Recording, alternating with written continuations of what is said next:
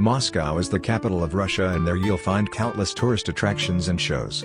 The possibilities are endless, and so too is the city, so you have to know how to get around on public transit. Moscow is unlike any other city on Earth. It is the wealthy economic center for 1/6 of the world's landmass and has over 120 ethnic groups and nationalities. A diverse and vibrant city with a strange combination of traditional Russian architecture and newer Soviet tastelessness, Moscow is an adventure waiting to happen. In Moscow you will find some of the most beautiful churches in the world, such as the Church of St. Basil or the Cathedral of Christ the Savior. Also very interesting is the architecture of the modern era. In this section you will find articles about the main churches and monasteries in Moscow that I recommend visiting, and modern architecture that you will inevitably see during your visit. St. Basil's Cathedral in Moscow, located in Red Square, is definitely a must-go visit in the Russian capital. St. Basil's Cathedral, also known as the Cathedral of the Intercession of the Virgin by the Mode, is an Orthodox church on the Red Square in Moscow and constitutes the symbol or icon of the city. You definitely must visit both its interior and exterior, as its architectural style is unique. It was declared in 1990 a World Heritage Site by UNESCO, along with the entire Kremlin. Keep in mind that St. Basil's Cathedral is not the main cathedral in Moscow, nor is the headquarters of the Orthodox Patriarch of Moscow, since in both cases this honor belongs to the Cathedral of Christ the Savior. The construction of the St. Basil's Cathedral in Moscow was ordered by the Tsar Ivan the Terrible, and was conducted between 1555 and 1561, to celebrate the conquest of the Khanate of Kazan.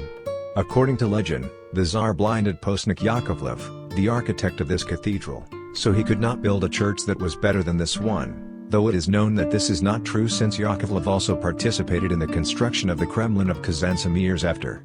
Throughout its history, the cathedral has been in danger of disappearing on more than one occasion, surviving fires, Napoleon's invasion, and even a demolition planned by Stalin collaborators, who considered that the cathedral hindered military parades in Red Square.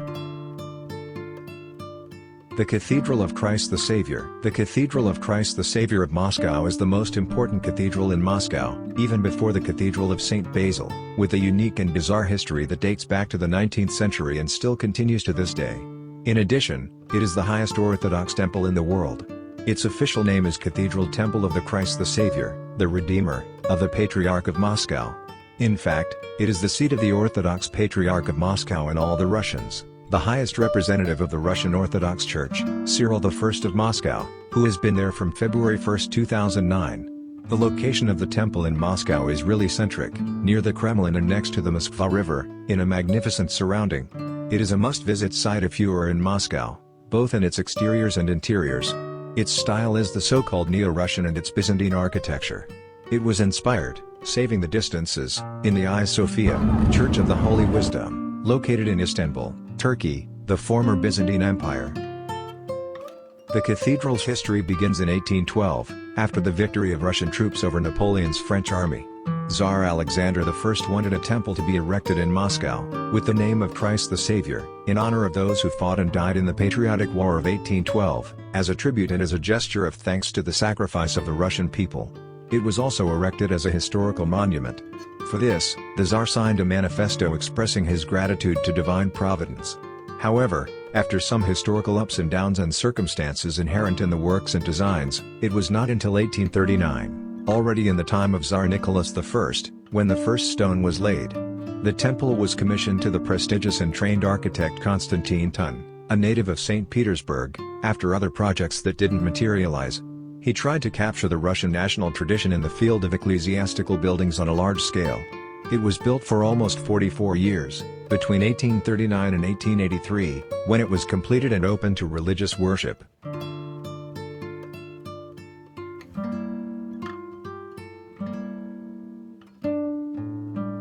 St. Clement's Church. St. Clement's Church in Moscow, one of the capital's most well-known houses of worship, boasts of colorful, unusual architecture and close historical ties to the formation of Russia. Back in 1597, the first map of Moscow showed an unassuming chapel in Zaryshy neighborhood at the site of the present-day St. Clement's Church, and additional documents dating to the early 17th century confirm its presence. At that time the district boasted of a diverse population, including many international merchants who are believed to have funded construction of this original wooden St. Clement's Church. During the The 1612 Battle of Moscow against Polish-Lithuanian invaders, an important victory for the Russian army, was achieved near the church. As a result, the 1st century Saint Clement of Rome became a patron saint of the Russian army, and St. Clement's Church a symbol of the courage of Russia's soldiers and the liberation of Moscow. The historical significance of St. Clement's Church now firmly cemented. Restoration work on it began after a truce was signed between Russia and Poland in 1618. One of the two extant churches in Moscow which are dedicated to the first apostolic father of the church, St. Clement of Rome, is the attractive St. Clement's Church. This Orthodox church is constructed in the unique Naryshkin Baroque architectural style which was very much prevalent in Moscow during the 17th and 18th centuries. The interiors of the House of Prayer are equally magnificent, with its ornate iconostasis and the intricately carved railings dating back to 18th century. With its 5 sightly domes, this edifice stands out in the breezy landscapes of Zamoskvorechi district. The church's modern appearance reflects the late Baroque style with Rococo elements and was not acquired until the 18th century. 5 domes rise above the red 2-story structure, the largest one plated with gold and the others painted blue.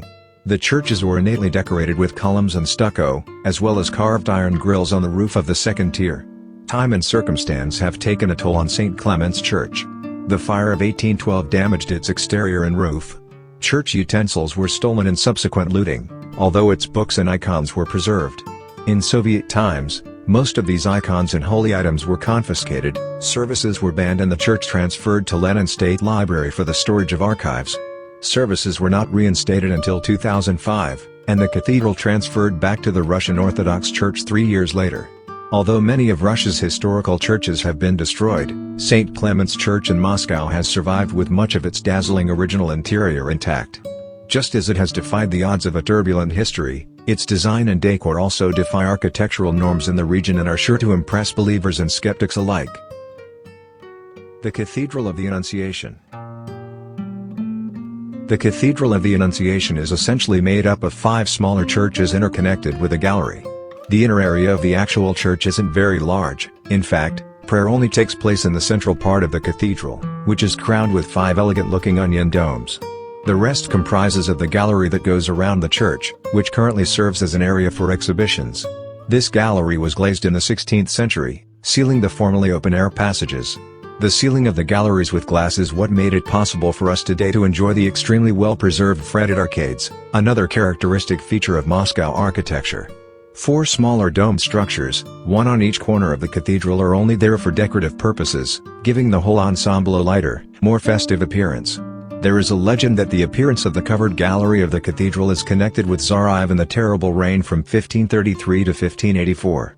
After the Tsar violated the church rules by getting married for the 4th time, he was forbidden to attend general worship at the church.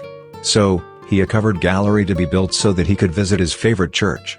According to another legend, from the porch of this gallery, he saw a comet, which he considered as the harbinger of his imminent death in 1584. This porch is called Groznensky after Ivan the Terrible, or Ivan Grozny in Russian now. On the inside, the church has a number of partially extant wall paintings made by Theodosius, the son of the renowned iconographer Dionysius. Was acknowledged as a head of the Moscow school of icon painters at the turn of the 15th and 16th centuries. Yet, most of its wall paintings were created by less prominent painters. The paintings of the porch are very unusual. They depict ancient Greek philosophers, Aristotle, Plato, Socrates, Thucydides, and there are even images of the ancient Roman prophetesses Sibyls. There are scrolls with quotations in the hands of the wise men, which resemble Christian commandments. For example, on Socrates' inscription we can read, "No evil will befall a good man." On Plato's one, it is to be hoped that God himself will send down the heavenly teacher and mentor to the people. The South Side Chapel has a reliquary which was created in the 19th century to hold relics collected over the course of the 16th and the 17th centuries.